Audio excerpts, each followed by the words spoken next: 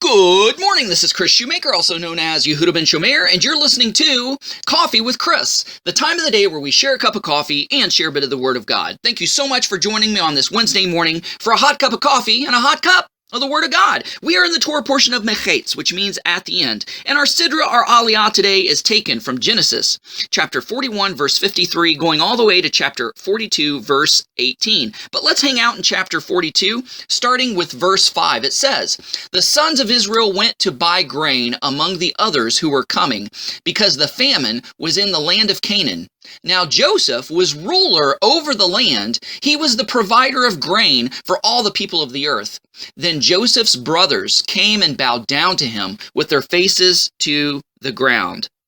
Now, dreams don't come true overnight. Remember the prophecy before Joseph was hated by his brothers and sold into slavery by his brothers? That Joseph had these dreams, two dreams. And in both these dreams, it was symbolic of his brothers, not only his brothers, but his parents bowing down to him as if he was some sort of king or ruler. And everybody thought, the 17-year-old conceited, cocky, arrogant pipsqueak, he don't know anything. He's a megalomaniac or something, or he's a narcissist or whatever. But here, years later, years down the road, the prophecies, these prophetic dreams that Joseph had as a teenager came true. So dreams don't come true overnight, and prophecies don't come true overnight. It took 14 years for Joseph's dreams to come to pass. Prophetic dreams to come true from a 17-year-old to a 30-year-old. That's a big gap. That's a lot of time.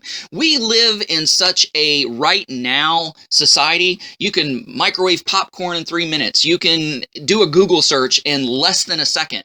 You can get your eyeglasses done in an hour. You can get pizza or food delivered to you in about 30 minutes.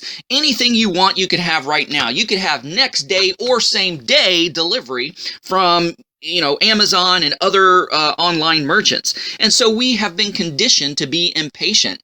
But you know what? And prophecies and dreams don't come to pass. What God says is going to happen doesn't come to pass necessarily overnight. And there's a lot of people who will poo-poo on modern day prophecy because, this didn't come true. Well, how long was it prophesied? How long did you give it to take?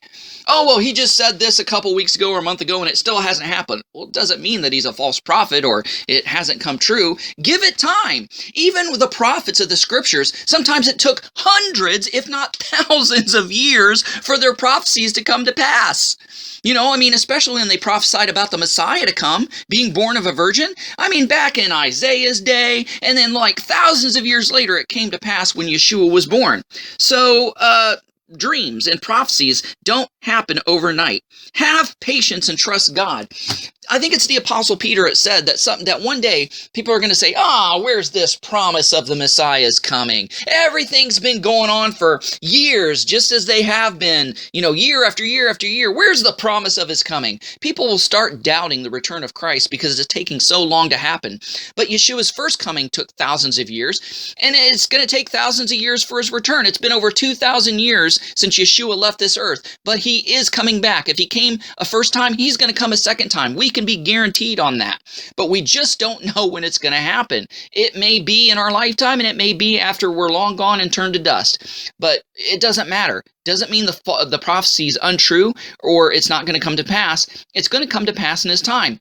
Think about the promise that God gave to Abraham, Isaac, and Jacob to give them the land of Israel. They died not having that land in their lifetime, but Hebrews 11 says that they believed God, and not only was accounted to him for righteousness, but they believed God and looked prophetically into the future and saw that this promise that God was going to give them the land was going to come to pass. And you know what? Even today, that prophecy has not been fulfilled because Israel does not own the borders and the property and the dimensions that God promised to Abraham, Isaac, and Jacob. That still has yet to be fulfilled because right now, Israel only occupies a small sliver of the promised land that's about the size of the state of New Jersey.